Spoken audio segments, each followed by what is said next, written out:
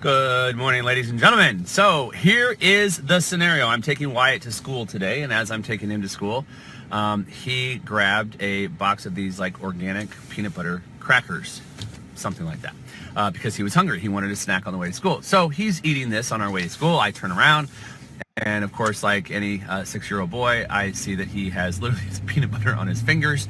He's making like triple-decker peanut butter cracker sandwiches and just kind of enjoying it as we're heading to school.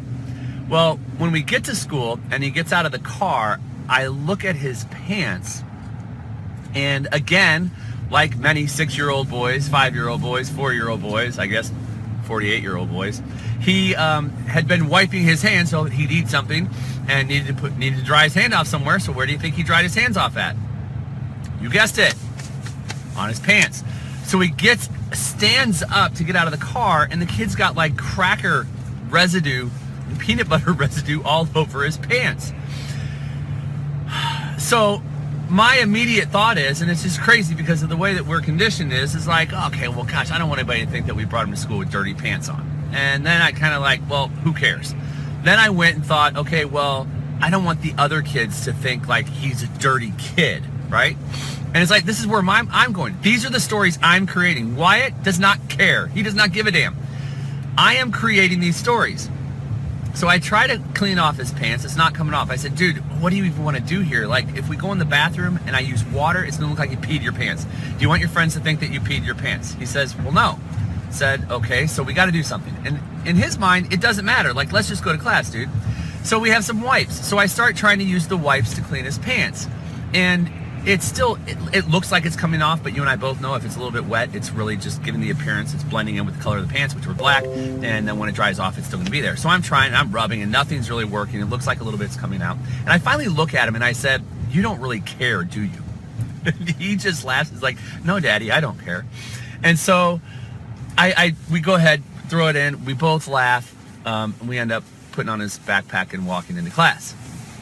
And it just brings up the thought for you and I, something to consider, which is, where is it in our lives that we make such a big deal out of things that aren't worthy of making a big deal out of?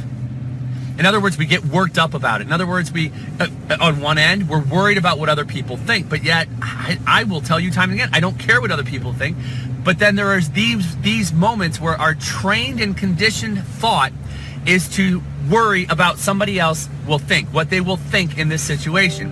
And so it's a matter of, where in your life are you, again, more worried about what other people think? And number two, making a bigger deal out of something than it really needs to be.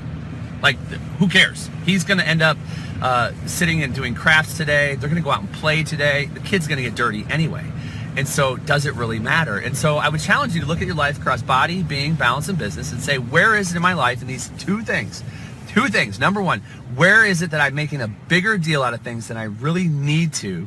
And number two, where is it that I'm more worried about what other people are going to think than who I am and what I stand for? Okay, so identify that area. Then once you've identified that area, what are you going to do about it today?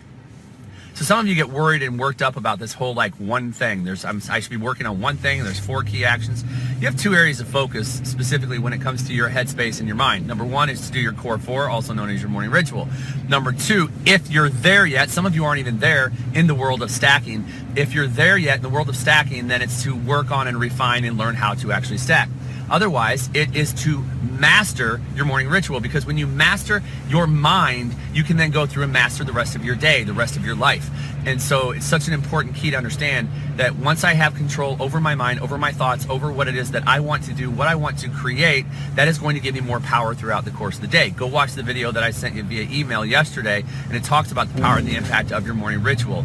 And when you need to access the power, it's there. So, number 1, where in your life are you making a bigger deal out of things than you need to? Number 2, where are you more worried about what people think than what you know, and who you are, and living and standing up for who you are? Look at it across body, being, balance, business. And then number 2, make sure that you identify the action that you're going to take today. Today, not tomorrow, not next week, not next month. The action you're going to take in that area today. Make sure you write it down below and share it with the group. That's all I got for you here today. We will talk to you soon. Bye-bye.